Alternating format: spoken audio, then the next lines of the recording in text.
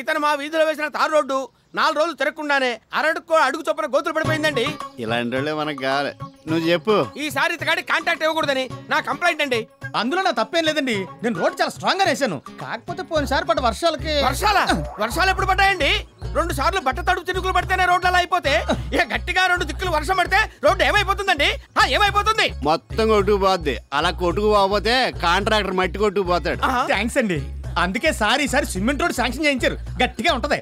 మీరు ఆ work order మీద సంతకం పెట్టించేస్తే పని మొదలెట్టేస్తాను. నువ్వు పని మొదలెట్టేస్తే నీకు డబ్బు వస్తుంది. పంతులు గారి ఈదికి రోడ్డు వస్తుంది. నాకేం వస్తుంది? వాటా వస్తుందిగా. ఆ మొక్క నువ్వు కాదు, ఆడి చెప్పాలి. ఈసారి టెండర్ కొంచెం ఎక్కువ కేసానండి. నాకు పెద్దగా ఏం మిగలదు. మీకేమీ ఇవ్వలేనని మీనింగ్. ఒరే గన్న, మన ఊరికి అవుటర్ రింగ్ రోడ్ శాంక్షన్ అయింది. నీకు తెలిసిందిరా? ఏంటి? అత్తెలకి అవుటర్ రింగ్ రోడ్డా? ఏ రింగ్ రోడ్ హైదరాబాద్ కి ఉండాలా? మన అత్తెలకి కూడా ఉండాలని మన మీటింగ్ లో తీర్మానం చేశాం. చేస్తే మీకు ఆ కాంట్రాక్టర్ కి ఉపయోగం, నాకేటి? అక్కడే ఉంది రింగ్. ఆ రోడ్డు నీ పొలంలోంచి వెళ్తుంది. అందులో 10 ఎకరాలు పోతుంది. 10 పోదుగానే 9 పోద్దండి. కాకపోతే ఈయన చేను పక్కనే ఉన్న పంతులు గారి ఎకరం మొత్తం పోద్ది. అయ్యో, నాకున్నది 1 ఎకరం.